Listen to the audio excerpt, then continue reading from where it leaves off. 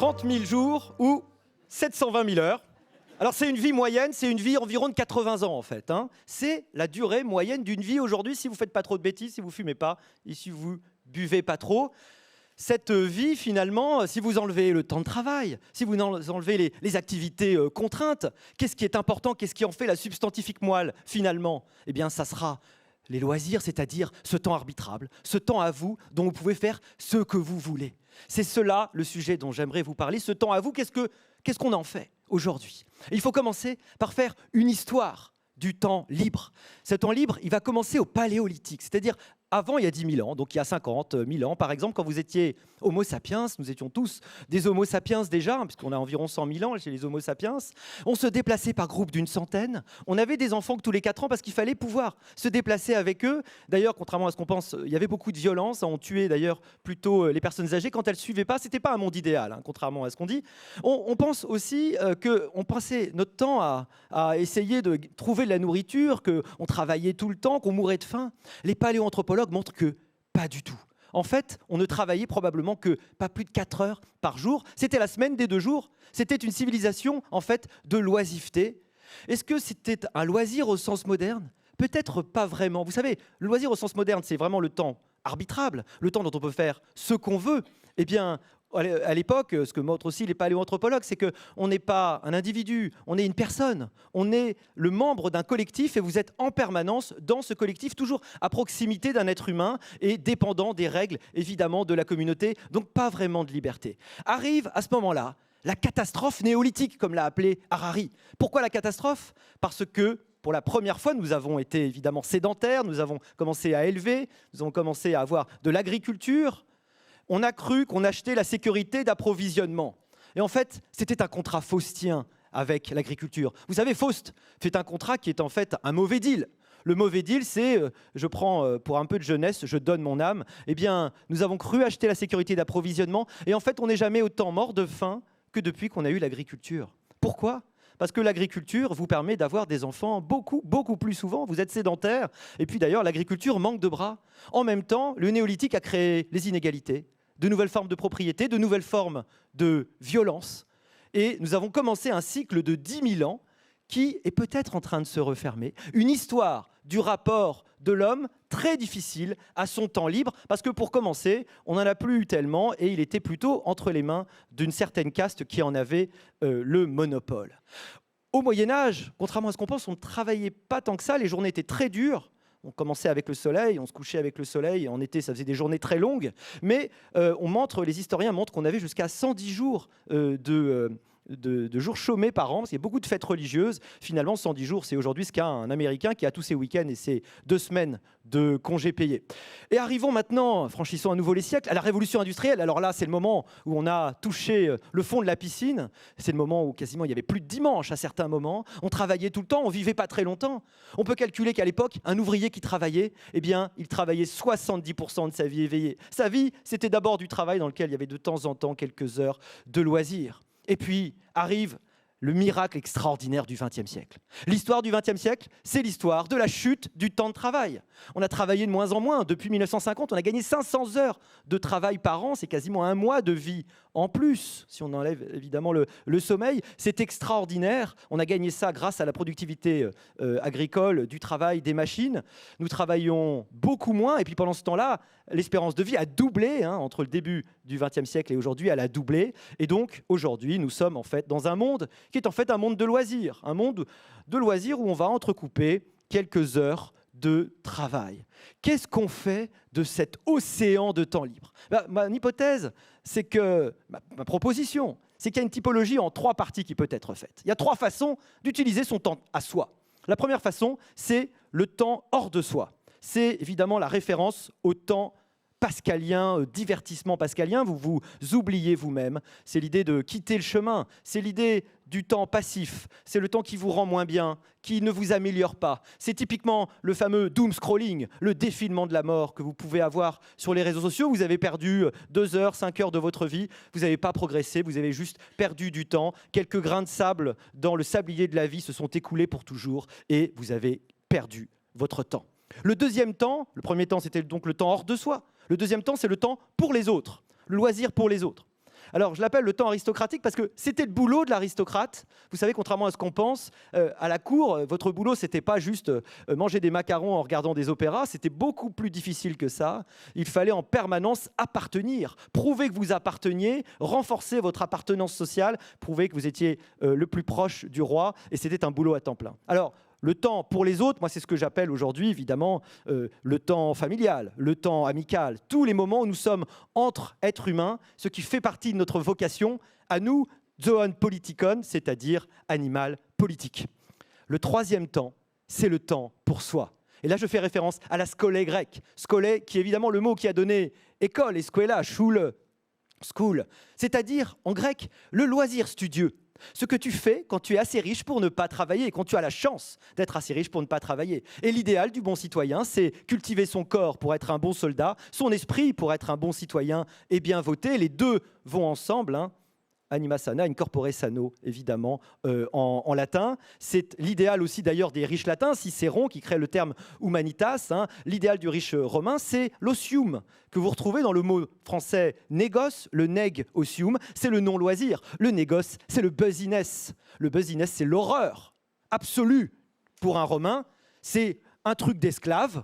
Parce que ce qui est bon, c'est évidemment de ne pas travailler, de se livrer à la scolée, à l'osium, au loisir studieux. Alors nous, le loisir studieux, c'est ce qu'on fait évidemment quand on lit, quand on réfléchit, quand on médite, quand on fait du sport, quand on se cultive, quand on apprend des choses, quand on est actif dans son savoir, quel que soit le savoir. Quand on a une démarche d'amélioration et de connaissance de nous-mêmes, c'est évidemment extrêmement vaste. Eh bien, mon soupçon, malheureusement, c'est que sur ces trois loisirs, le temps hors de soi, le temps pour les autres, le temps pour soi, malheureusement, il y en a un qui est en train de phagocyter les deux autres, c'est le divertissement. Le divertissement en lui-même, il n'est pas mauvais. On a tous besoin de temps en temps d'être passif sur notre canapé. On ne peut pas être en permanence en train d'apprendre et de progresser. Il y a des moments où on est obligé d'être passif.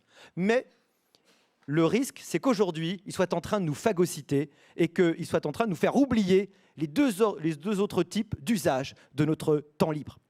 Alors, pourquoi vous vous leviez au XVIIIe siècle? Si on avait demandé à l'homme de la rue, pourquoi vous vous levez le matin? Qu'est-ce qui vous motive dans la vie? Il aurait dit paradis, aller auprès de Dieu. La vie était très dure et très cruelle. Le seul truc vraiment intéressant, c'était la perspective de la vie après la mort qui allait être plus agréable. Puis peut-être qu'au XIXe siècle, il aurait dit patrie. Je suis prêt à aller mourir dans les tranchées pour défendre ma patrie et c'est quelque chose qui va motiver ma vie.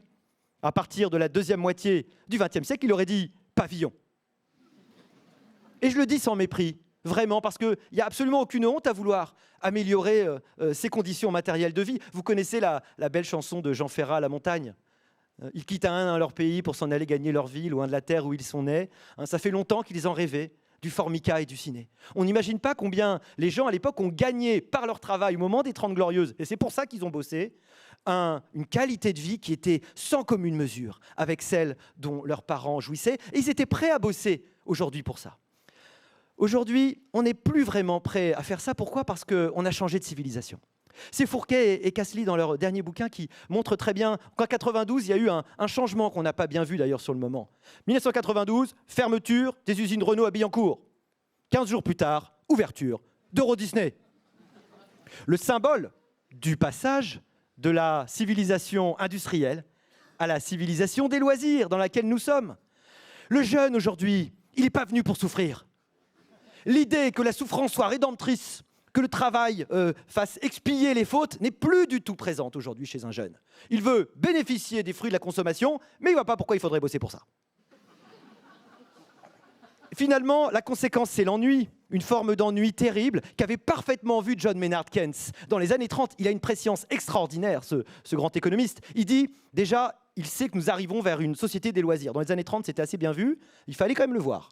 Grâce au progrès technique, on va vers une société des loisirs, le travail va sortir de nos vies.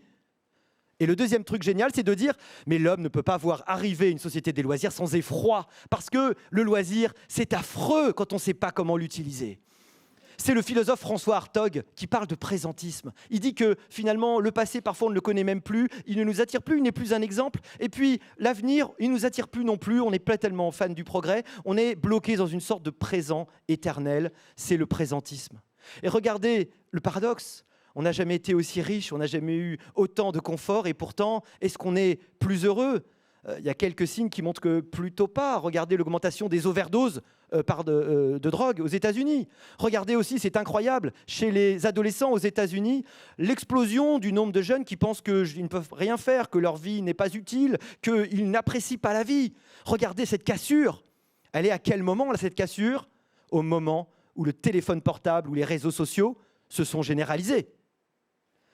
Les jeunes voient de moins en moins leurs copains en vrai, alors qu'avant, ils les voyaient presque tout le temps. Et d'ailleurs, ça n'est pas totalement sans lien, ils font de moins en moins l'amour.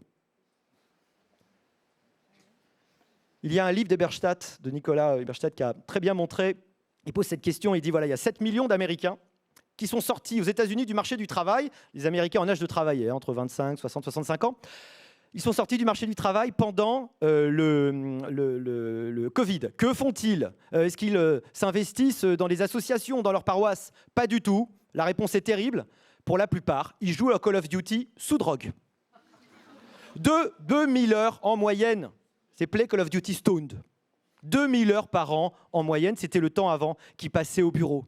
Vous savez, dans la recherche du temps perdu de Proust, il y a cette image extraordinaire, ce personnage de Charles Swann. Charles Swann, il veut faire une étude sur Vermeer toute sa vie, il ne la fera jamais. Charles Swann, en fait, c'est Proust qui n'aurait jamais écrit son roman. C'est Proust qui aurait perdu son temps. Parce que pour être un génie, il ne faut pas seulement avoir du génie, il faut avoir du travail. Il faut avoir du temps, il faut s'investir dans son travail. C'est des dizaines de milliers d'heures de travail. Aujourd'hui, ce n'est pas Mozart qu'on assassine, c'est Mozart qu'on distrait. Il faudrait des années à un copiste pour copier les compositions de Jean-Sébastien Bach. Aujourd'hui, est-ce que Jean-Sébastien Bach ne serait pas distrait? Parce que c'est ça qui est extraordinaire dans le monde dans lequel nous vivons aujourd'hui. C'est le biologiste Oliver Wilson qui a cette très belle phrase. Il dit le problème du 21e siècle, c'est qu'on a un cerveau du paléolithique, des institutions du Moyen-Âge et des technologies dignes des dieux.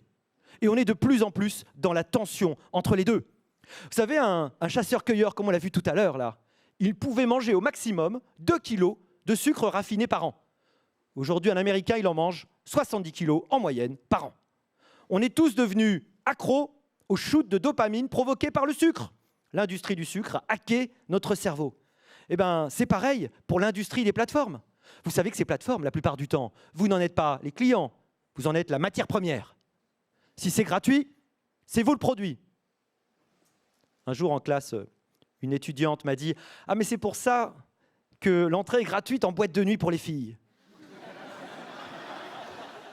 Mademoiselle, on peut rien vous cacher. On est tous devenus un peu accros, il y a même des pathologies mentales authentiques, la selfie, la prise obsessionnelle de selfie, la nomophobie, la peur d'être séparé de son portable. Le FOMO, le fear of missing out, le peur de rater un truc si vous n'êtes pas connecté. On regarde chacun en moyenne 200 mètres, on scrolle 200 mètres de réseaux sociaux par jour. Si, il y a quelques années, vous étiez sorti de chez vous 150 fois par jour pour aller voir si vous aviez du courrier, on vous aurait amené à Sainte-Anne. Aujourd'hui, c'est nous tous. Et puis, le mieux, évidemment, c'est le binge viewing. Vous allez vous remplir, vous pouvez même regarder en vitesse accélérée. Vous savez que Netflix a diminué le temps entre deux vidéos parce que ça faisait chuter la suite, ça faisait chuter le fait que les gens regardaient.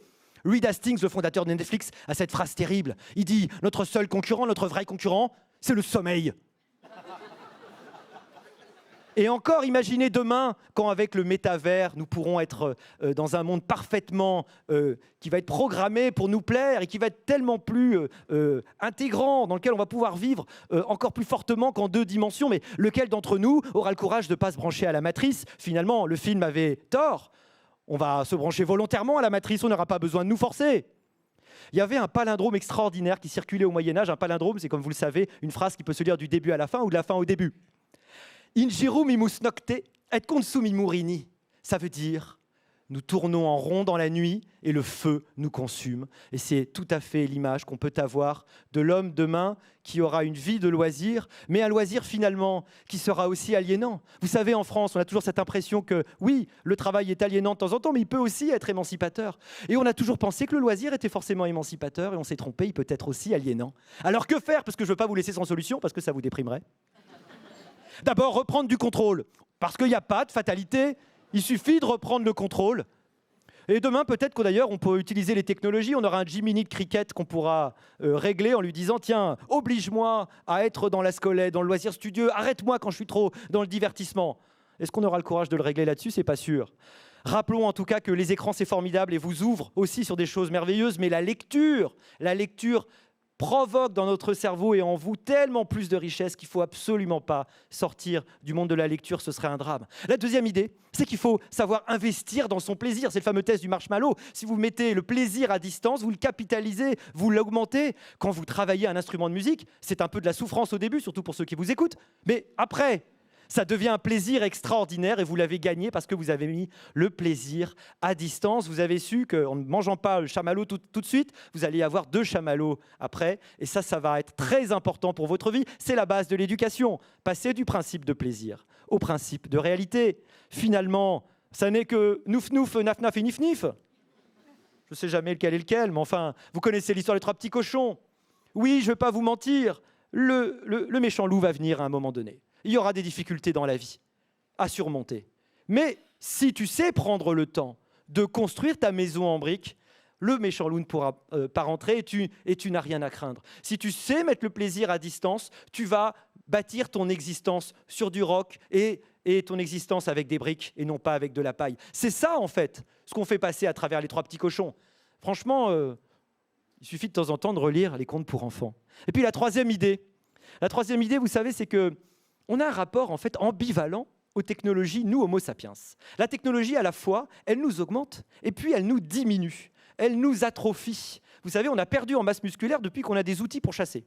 Bah oui, parce qu'on a les outils pour chasser, c'est plus la peine de courir aussi vite. Eh bien, le risque avec nos outils extraordinaires qui nous permettent des choses formidables, et moi je ne suis pas du tout prêt à laisser mon téléphone portable et à me débrancher d'Internet. Je ne suis pas du tout prêt. Je crois qu'on est la plupart pas prêts non plus. En revanche, ce qu'on sait, c'est que ça peut avoir un effet atrophiant sur nos activités. Et on a appris, par exemple, que la sédentarité, c'était mauvais et qu'il fallait savoir prendre l'escalier et pas l'escalator. Eh bien, prenons l'escalator de l'esprit. Prenons-nous par la main, forçons-nous à rester dans la scolée, à continuer à aller voir des gens, à ne pas être totalement phagocytés par le divertissement. Ne laissez pas les divertissements tyranniser vos loisirs. Merci.